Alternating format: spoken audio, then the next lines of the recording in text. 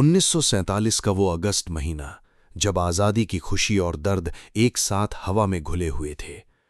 लेकिन एक रात एक ट्रेन अमृतसर स्टेशन पर आकर रुकी, और जब उसके दरवाजे खुले तो वहां खड़े लोगों की सांसें थम गईं। अंदर कोई जिंदा नहीं था। सैकड़ों लाशें, खून से सनी सीटें और एक खौफनाक खामोशी। यही था विभाजन का वो सच जो इतिहास की किताबों में कभी पूरा नहीं लिखा गया। आज हम उसी ट्रेन की कहानी सुनाएंगे। अगस्त 1947। भारत और पाकिस्तान दो नए मुल्क बन चुके थे, लेकिन सरहदें खिंचते ही एक ऐसा तूफान आया जिसकी किसी ने कल्पना भी नहीं की थी। लाखों हिंदू, मुसलमान, सिख सब अपनी जड़ें छोड़कर भाग रहे थे। जो जमीन उनकी थी, जहां उनके बाप दादा दफन थे, वो अब दूसरे मुल्क में थी। और इस पूरी तबाही का सबसे बड़ा गवाह था रेलवे, ट्रेनें। बस ट्रेनें ही थीं जो इन करोड़ों लोगों को एक तरफ से दूसरी तरफ ले जा सकती थीं। लेकिन किसी ने नहीं सोचा था कि ये ट्रेनें एक दिन मौत की सवारी बन जाएंगी। सितंबर 1947। लाहौर से अमृतसर की तरफ एक ट्रेन चली। उसमें सवार थे हजारों हिंदू और सिख परिवार जो पाकिस्तान छोड़कर हिंदुस्तान आ रहे थे। औरतें, बच्चे, बूढ़े, सब कुछ समेटकर, अपनी पूरी दुनिया को एक बोरे में बांधकर। रास्ते में भीड़ थी, डर था, लेकिन उम्मीद भी थी। बस एक बार सरहद पार हो जाए। लेकिन सरहद से पहले ही कुछ हुआ। रात के अंधेरे में ट्रेन की रफ्तार धीमी हुई और फिर चारों तरफ से हमला। कौन थे वो लोग, कहां से आए, आज भी इतिहासकार बहस करते हैं। कुछ कहते हैं भीड़ थी, कुछ कहते हैं संगठित गिरोह, लेकिन एक बात तय थी, उस रात ट्रेन में कोई नहीं बचा। जब वो ट्रेन अमृतसर पहुंची, स्टेशन मास्टर ने दरवाज़ा खोला, और वो जो देखा उसने उसे जिंदगी भर के लिए तोड़ दिया। सैकड़ों शव, बच्चों की लाशें, माँओं की बाहें अब भी अपने बच्चों को लपेटे हुईं। एक औरत के हाथ में अभी भी रोटी थी जो वो अपने बच्चे को खिलाने वाली थी। इस ट्रेन को बाद में एक नाम मिला, मौत की ट्रेन। और ये अकेली नहीं थी। दोनों तरफ से ऐसी ट्रेनें चलीं।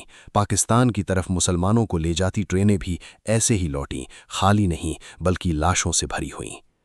इतिहासकार लैरी कॉलिंस और डोमिनिक लैपियर ने अपनी किताब फ्रीडम एट मिडनाइट में लिखा है कि इन कुछ हफ्तों में दोनों तरफ से लगभग 10 से 12 ऐसी ट्रेनें चलीं जो पूरी तरह तबाह होकर पहुंचीं।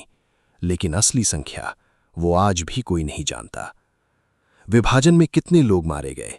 कोई कहता है 5 लाख, कोई कहता है 20 लाख, कुछ इतिहासकार कहते हैं 10 लाख से ज्यादा। लेकिन ये सिर्फ संख्याएं नहीं थीं।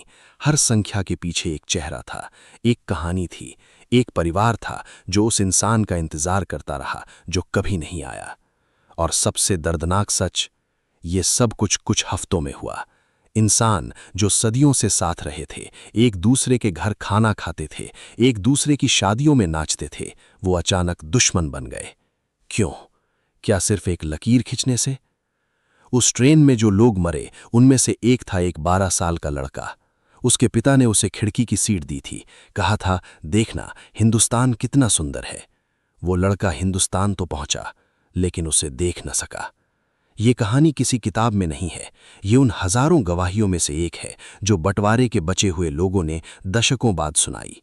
और आज जब वो पीढ़ी भी जा रही है, ये आवाजें भी धीरे धीरे खामोश हो रही हैं। इतिहास भूल जाता है, लेकिन क्या हमें भूलना चाहिए?